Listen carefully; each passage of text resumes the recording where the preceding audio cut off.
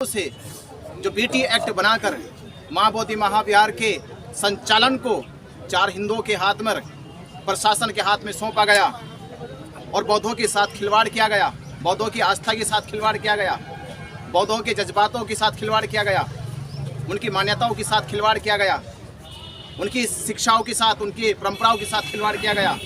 अब उसका अंत होने वाला है। सुप्रीम कोर्ट ने ये कहकर कि ये करोड़ों हिंदुओं की आस्था का मामला है, आस्था के आधार पर फैसला सुना दिया गया। उनके पास साक्ष्य भी नहीं था, सबूत भी नहीं था, पर हमारे पास तो देख लो 2500 साल पुराना सबूत है। इत्सिंग फायान हैंसवांग लिखता है अपनी किताबों में, ये सबूत है कि यूनेस्को ने महाबोधि महाविहार को विश्व धरोहर का घोषणा कर दी। हम अकल के प्रशासनिक लोग हैं जिनको जानकारी नहीं, वो कह रहे कि यहाँ बौद्धों का क्या सबूत है, क्या साक्ष्य है। अरे ये इमारत नहीं दिखाई दे रही, ये महाविहार नहीं दिखाई दे रहा। प्रधानमंत्री कहते कि मैं बुद्ध की धरती से आया हूँ, वो पूरे भारत को बुद्ध की धरती कह रहे, और तुम बोधगया में सबूत मांग रहे हो बुद्ध का। शर्म करो थोड़ी सी कि देश देखने लगा है कि महाबोधि महाविहार में किस तरह से अतिक्रमण हो रहा है, महाबोधि महाविहार में किस तरह से भिक्षुओं को अनादर करके वहां पर दूसरे लोग दूसरी मान्यताओं के प्रचार प्रसार कर रहे हैं। महाबोधि महाविहार मुक्त करो, मुक्त करो, मुक्त करो। बीटी एक्ट रद्द करो, रद्द करो। बीटी एक्ट रद्द करो, रद्द करो, रद्द करो। को मुक्त कराने के लिए, बीटी एक्ट 1949 को रद्द कराने के लिए जो संकल्प, जो अधिष्ठान किया गया था, वह संकल्प मजबूत होता जा रहा है। उसकी ताकत अब पूरे देश में बढ़ती जा रही है। उस ताकत का ये आज जो नज़ारा आप देख रहे हो, ये नज़ारा आज अभी भी छोटा लग रहा है। अभी देखना बुद्ध पूर्णिमा तक ये एक भव्य रूप में परिवर्तित होने वाला है। भारत नहीं, दुनिया के तमाम बौद्ध उपासक, बौद्ध भिक्षु और बुद्ध को मानने वाले और जितने भी अनुयायी हैं, वो बड़ी तादाद में बुद्ध पूर्णिमा तक बोध गया की पावन धरती पर एक इतिहास लिखने जा रही है। एक ऐसा इतिहास लिखने जा रही जो लड़ाई 132 सालों से अनागरिक धम्पाल ने शुरू की थी, वो इतिहास लिखने जा रही है जो 75 सालों से जो बीटी एक्ट बनाकर मां बोधि महाविहार के संचालन को 4 हिंदुओं के हाथ में, प्रशासन के हाथ में सौंपा गया और बौद्धों के साथ खिलवाड़ किया गया, बौद्धों की आस्था के साथ खिलवाड़ किया गया, बौद्धों के जज्बातों के साथ खिलवाड़ किया गया, उनकी मान्यताओं के साथ खिलवाड़ किया गया, उनकी शिक्षाओं के साथ, उनकी परंपराओं के साथ खिलवाड़ किया गया। अब उसका अंत होने वाला है।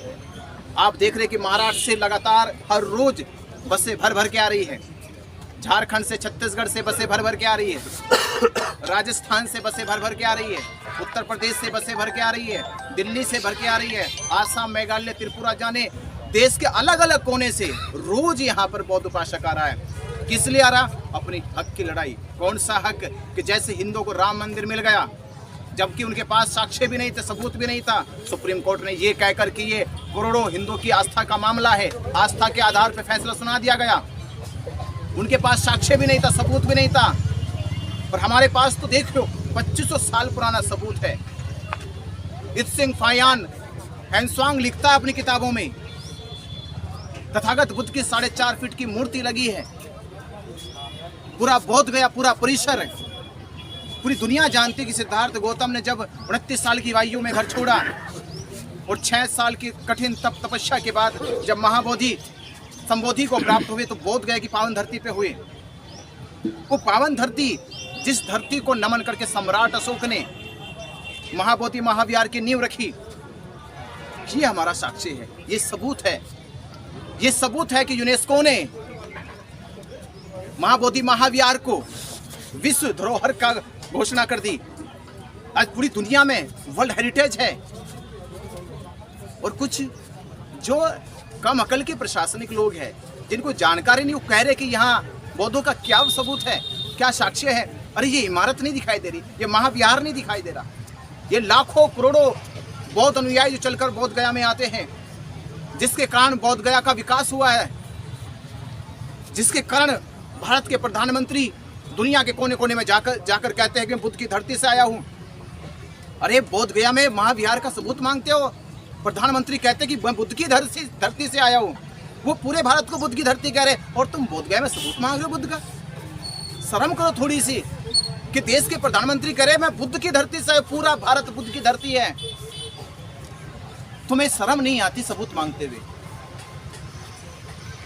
ये अब अंत होने वाला है, ये तुम्हारे अब जुल्म का, ये तुम्हारे अत्याचार का अंत होने वाला है कि किस तरह से तुमने संविधान को ताक पर रखकर संविधान के साथ कैसे तुमने खिलवाड़ किया है।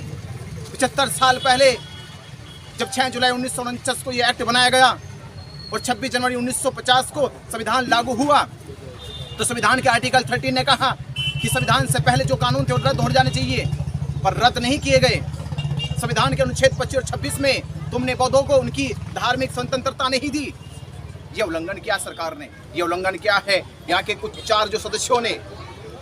तो अब सवाल ये है कि ये उल्लंघन अब बर्दाश्त नहीं किया जाएगा कि किस तरह से।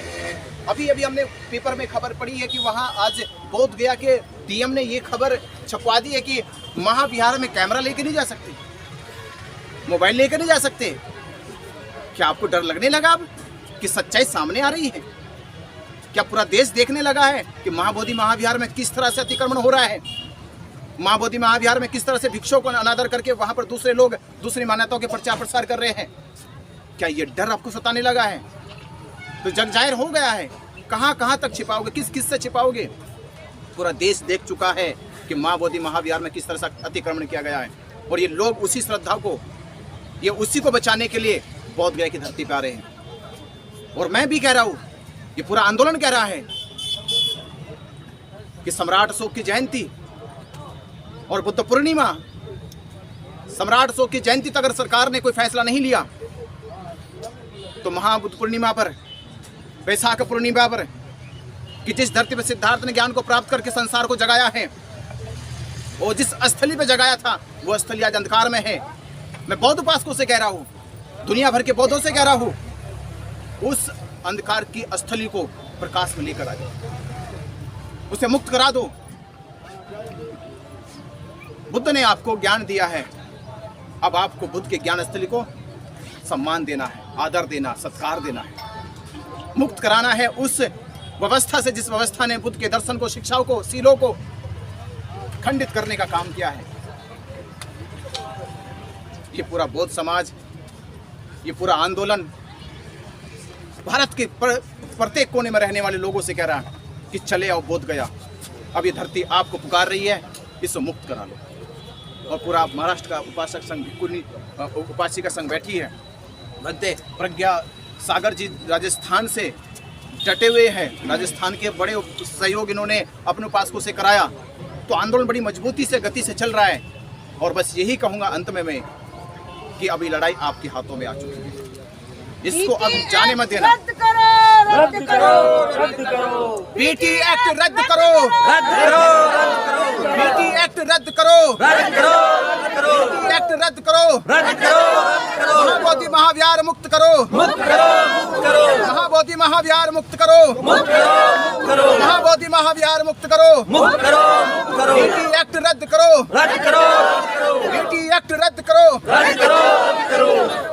बुद्धों के आसन को शुद्ध करो, शुद्ध करो। बुद्धों के आसन को शुद्ध करो, शुद्ध करो। बुद्धों के आसन को शुद्ध करो, शुद्ध करो। आप बोल रहे हैं कि हम लोग धरना दे रहे हैं, और एक साधु बोल रहे हैं कि जो धरना दे रहे हैं उसको वो थप्पड़ मार करके हटा दो, मैं इनाम दूंगा। इसके बारे में क्या कहना चाहते हैं? तो आओ ना भाई, मार दो। उधर तो कहा कि मारेंगे लोग, तो आए तो हम स्वागत तो करेंगे उनका, स्वागत करेंगे। हम स्वागत करेंगे उनका, आए, क्योंकि हमारे भीतर तो क्षमा है। वो तो बोल रहा है, मैत्री है। वो तो कह रहा है कि मैं पुष्पमित्र सिंह का वंशज हूँ। अरे भाई, उसका वंशज हो, किसका वंशज हो, तो वो तो वही प्रमाण देगा किसका वंशज है। वो किसका वंशज है, प्रमाण उसके हाथ में होगा। सबके वंशज है।